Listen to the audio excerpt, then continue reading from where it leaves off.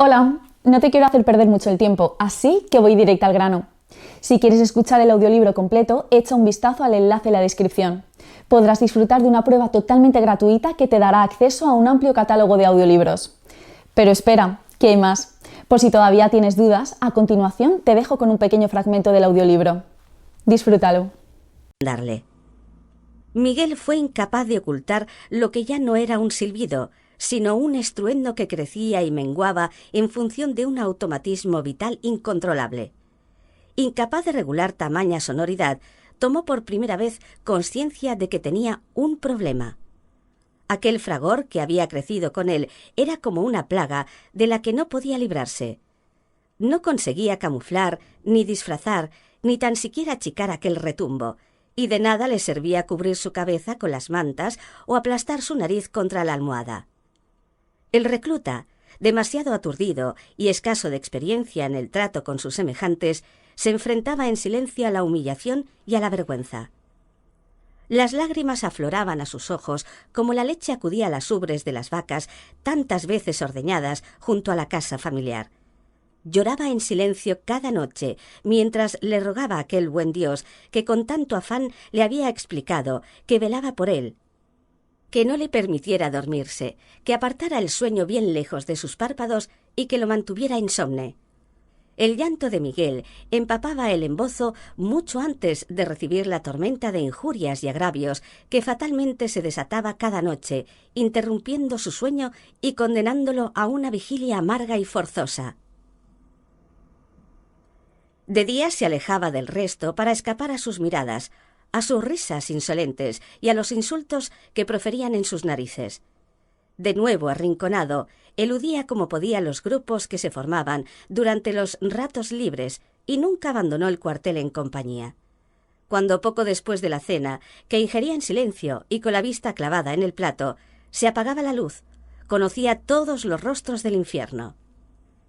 Fue apartado de inmediato del dormitorio colectivo en el que se hacinaban, en orden pero sin concierto, los jóvenes zumbones, temporalmente embrutecidos, obscenamente crueles y parcamente comprensivos.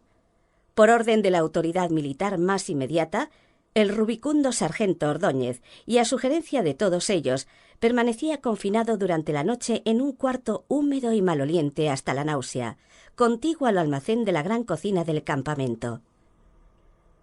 Ordóñez pensó que difícilmente podría perturbar la paz de los sacos de patatas, de la harina, de las coles y de los corderos cuarteados, por mucho que el ronquido de aquel recluta tuviera las soberbias proporciones que sus compañeros le atribuían. «Anda, muchacho, desahógate», dijo mientras le acompañaba al cuartucho, en el que le esperaban un catre infecto y una manta no menos inmunda.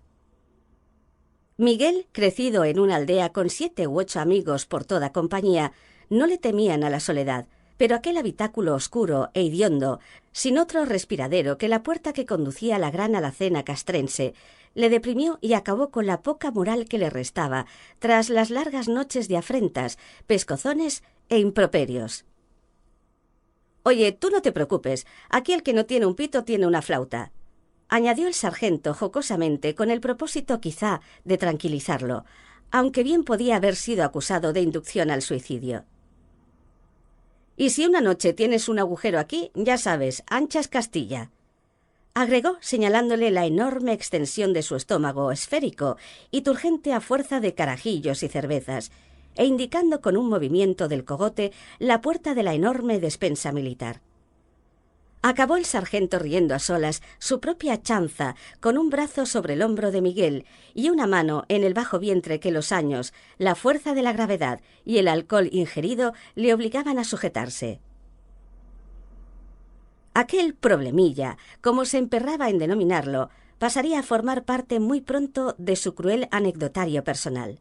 El relato de las miserias más íntimas de los reclutas, de las bravatas de los veteranos, del miedo incontrolable de algunos aspirantes a soldados, de la barbarie convertida en novatada, era el objeto de su verborrea más celebrada, la de las noches de borrachera compartida, la de los momentos en que, jaleado por los otros, su lengua, torpe de alcohol, se descerrejaba y dejaban de existir los secretos, las confidencias y las